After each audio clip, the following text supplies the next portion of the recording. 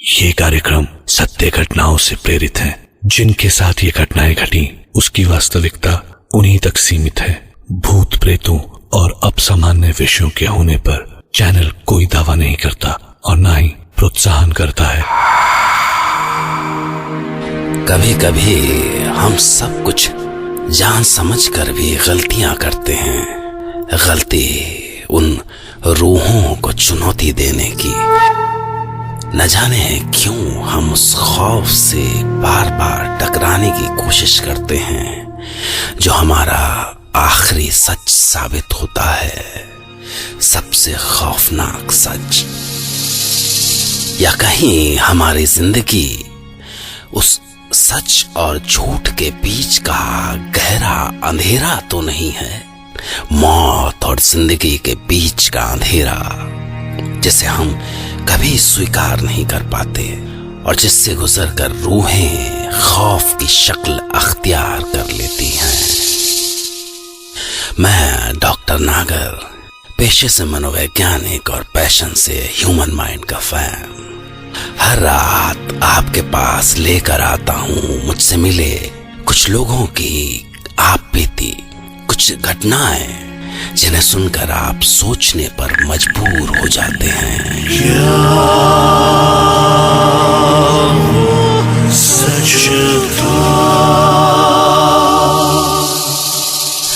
आज की कहानी मेरे एक पुराने दोस्त डॉक्टर गांगुली की आप बीती है। डॉक्टर गांगुली जो खुद एक साइकोलॉजिस्ट हैं, भूत प्रेतों पर यकीन नहीं करते, बल्कि जब भी उन्हें मौका मिलता है वो ऐसी घटनाओं को झुठलाने की कोशिश करते रहे हैं। तो आज डॉक्टर गांगुली आपको एक ऐसी घटना सुनाएंगे जिसने उन्हें एक दहशतनाक दोराहे पर ला खड़ा कर दिया। ये बात आज से साल भर पहले की है, जब मुझे अहमदाबाद के एक हॉन्टेड प्राइवेट हॉस्टल के बारे में पता चला। मैं जानता हूं कि जहां बहुत सारे यूथ हों, इस तरह की अफवाहें उड़ ही जाती हैं, और फिर वो गर्ल्स हॉस्टल था। जाहिर है डरी सहमी गर्ल्स ऐसी बातों पर बड़ी आसानी से बिलीव कर लेती हैं। तो मैं अहमदाबाद पहुंचा और पहुंचकर उस गर्ल्स हॉस्टल के ओनर मिस्टर चमन भाई पटेल से मिला। असल में गांगुली भाई, इस इलाके में है न ऐसे कई प्राइवेट हॉस्टल है जिन्होंने जानबूझ के ये अफवाह फैलाई है। बोलो, प्रोफेशनल राइवलरी की वजह से, प्रोफेशनल राइवलरी, कंपटीशन, क्योंकि ये सब जो है ना पिछले 2 साल से हो रहा है। पहले क्यों नहीं हुआ?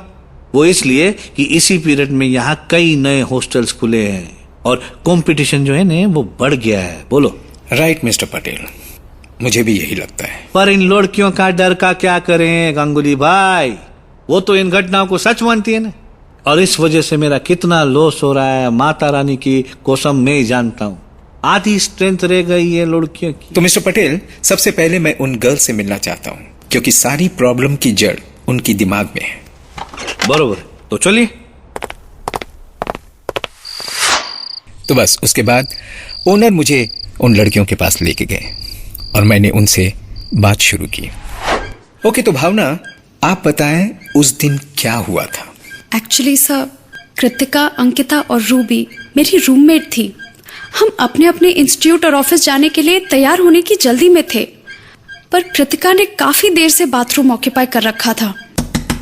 कृतिका, स्टूपिड, जल्दी कर, साल भर का आज ही नहाएगी क्या? निकल जल्दी। बड़ी देर हो गई थी सर, पर अंदर से कृतिका का कोई जवाब ही नहीं आ रहा था। मैंने बाथरूम के दरवाजे पर कान लगाया तो शावर चल रहा था। मैं चिल्लाई, कृतिका खोल जल्दी यार, have you gone mad or what? मुझे ऑफिस जाना है, खोलो। You know what, just go to hell. मैं ऐसे ही चली जाती हूँ। और तभी अचानक अंदर बाथरूम से जोर से ब्लास्ट की आवाज आई। हम सब डर गए थे सर कि पता नहीं अचानक ये क्या हो गया। हमने जोर जोर से डोर पीटना शुरू किया। कृतिका, कृतिका क्या हुआ? तू ठीक तो है ना? कृतिका दरवाजा खोलो। कृतिका दरवाजा खोल। कृतिका। धमाका सुन के पटेल सर और हॉस्टल का सारा स्टाफ आ गया था। हम अभी भी दरवाजा पीट रहे थे। खोल दरवाजा कृतिका, तुझे कुछ हुआ तो नहीं है ना? कृतिका दरवाजा खोलो। कृतिका तुम ठीक तो हो? कृतिका। अभी क्या? कृतिका, ये दरवाजा खोल ले। अचानक हमें एक अजीब सी आवाज सुनाई दी। पता नहीं क्या था वो। हम सब बहुत डर गए थे सर। और जब दरवाजा तोड़ा गया तो पूरे बाथरूम में धुआं ही धुआं भरा हुआ था।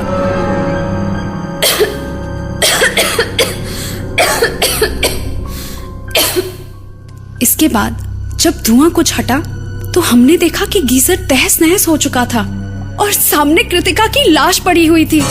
उसका फेस बुरी तरह से जला हुआ था सर। हे माता रानी, ये सब कैसे हुआ? अरे पुलिस को फोन करो ने पछी एम्बुलेंस को फोन करो जल्दी। हालांकि पटेल सर बोले कि गीजर के फटने से कृतिका की डेथ हुई है और शायद फेस बुरी तरह जल जाने के कारण वो कुछ बोल नहीं पा रही थी, पर डोर का सहारा लेकर खड़े होने की कोशिश कर रही थी। शायद इसलिए हमने वो नाखूनों के खुरचने की साउंड सुनाई दी, पर ऐसा उन्हें लगा होगा, हमें नहीं सर। अंदर जरूर कुछ था, शायद कुछ, पता नहीं sir, but I am sure. इस केस में तो साफ था कि गीजर ब्लास्ट से ही सब कुछ हुआ था। और इसके बाद अगले दिन मैंने उसके एक सीनियर से और एक घटना के बारे में पूछा। यह घटना पिछली वाली से कुछ 1 साल पहले की थी। अच्छा तो मेघना, तुम मुझे सब कुछ साफ साफ बताना, ओके? Okay sir. सर, उस साल ना कृतिका वाले रूम में प्राची और उर्वी रहा करते थे। हम तीनों सेम आईटी कंपनी में जॉब करते थे। हम तीनों में बहुत अच्छी फ्रेंडशिप थी। एक दिन क्या हुआ कि प्राची सेड कि उसके मॉम डैड आए हुए थे, प्रेसिडेंट होटल में ठहरे थे। बहुत स्वीट थे उसके पेरेंट्स। हम तीनों को ही अपनी बेटी मानते थे। पर प्रॉब्लम ये थी, यार मेरा जो नया बॉस है ना, बहुत ही बॉसी है। ही वॉन्ट अलाउ मी। तो उर्वी और प्राची को तो छुट्टी मिल गई और मैं रह गई। बस इधर मैं ऑफिस के लिए निकली और उधर वो प्रेसिडेंट होटल के लिए। पर शाम को वो जब लौट के आए, काफी लेट आई थी, तो उन्होंने अपना सारा एक्सपीरियंस सुनाया कि उन्होंने क्या खाया, वहाँ कितनी मस्ती की। और सबसे बड़ी मस्ती तो वो जिसको सुनाती उनकी हंसी नहीं रुक रही थी।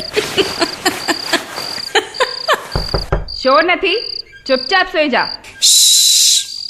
चुपचाप सो जाओ, नहीं तो सुबह कंप्लेन करेगी। बस हम जाकर अपने अपने बेड पर सो गए। इसके बाद सवेरे मेरी नींद कुछ देर से खुली। फिर मैंने देखा कि वो दोनों अभी तक सोई हैं। मैं उठ के उनके बेड की ओर गई।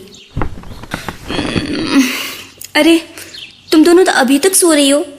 ए उर्वी, प्राची, चलो उठो, इट्स टू लेट यार। पर तभी मेरी नजर उनके चेहरों पर गई।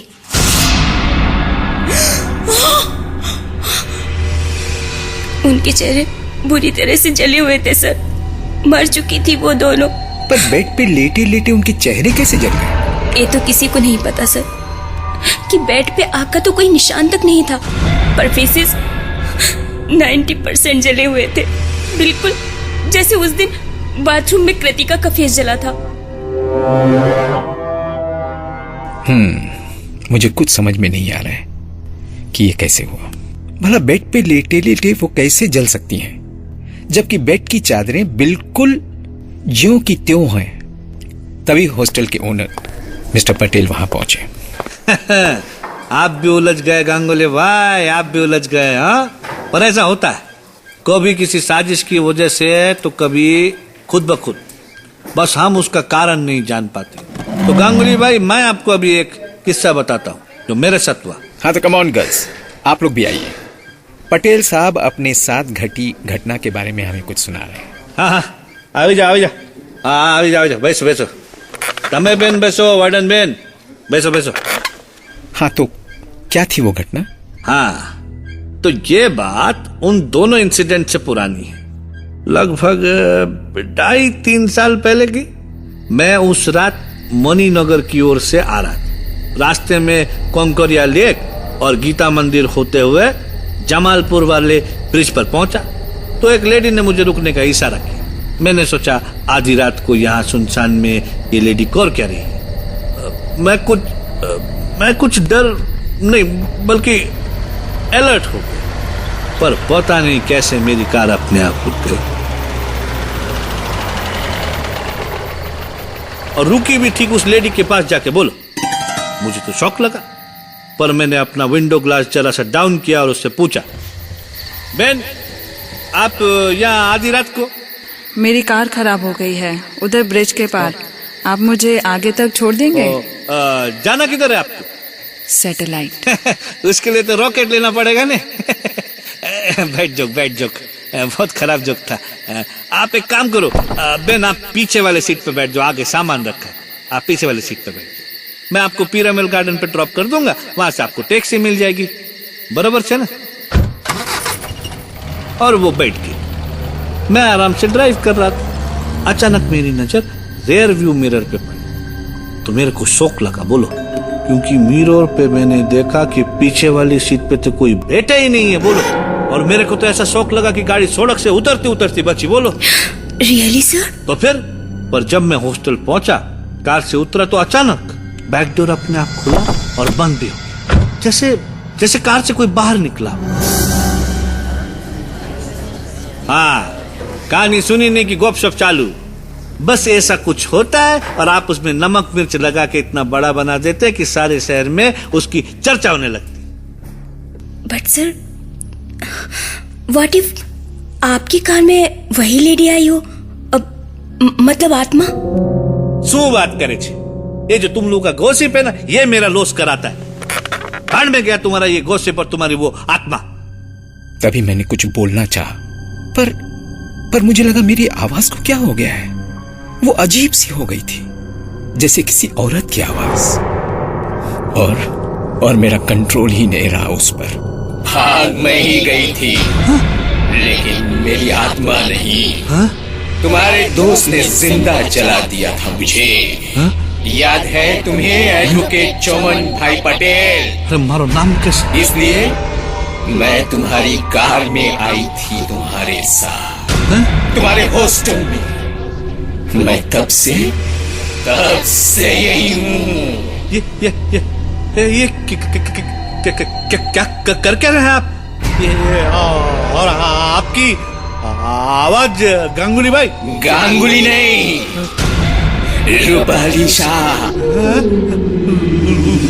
रूपाली? नहीं, तुम कैसे हो सकता है ये? तूने केस लड़ा था अपने दोस्त का, तब तूने कोर्ट में जिताया उसे। हाँ, गलती होगी बाबा। पर अब हारेगा, आज हारेगा तू, क्योंकि you killed me again in the court. You did it. And you have to pay for it. मैंने छोड़ दो।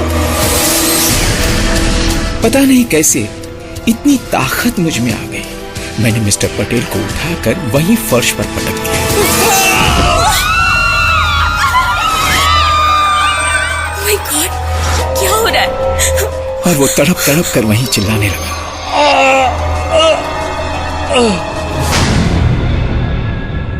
और उसके हाथ उसके चेहरे पर थे, और कुछ ही देर में जब उसकी चीखें बंद हुई तो वो मर चुका था, और तभी उसके हाथ अपने उसके चेहरे से अलग हो गए। और मैंने देखा कि मिस्टर पटेल का चेहरा बुरी तरह से जल चुका था, शायद ठीक उसी तरह जैसा कि कृतिका, प्राची, उर्वी, इन तीनों का जला था।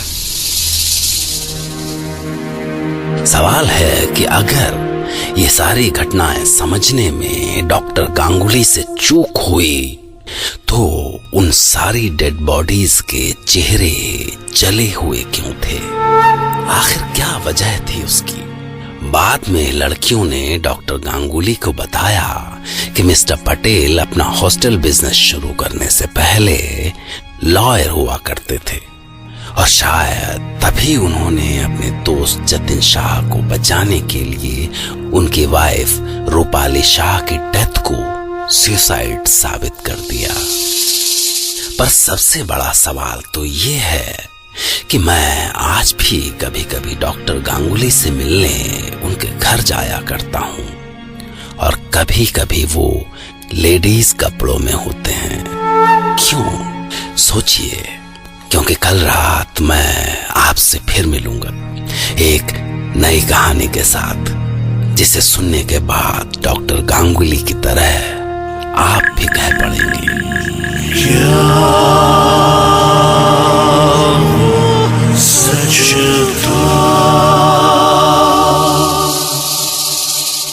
और आखिर में एक बात कि क्या कभी आपसे जाने अनजाने किसी के साथ नाइंसाफी हुई है? अगर हाँ तो आपको डरना चाहिए, क्योंकि कभी कभी आत्माएं इंसाफ मांगने आ भी सकती हैं। Okay, good night and take care.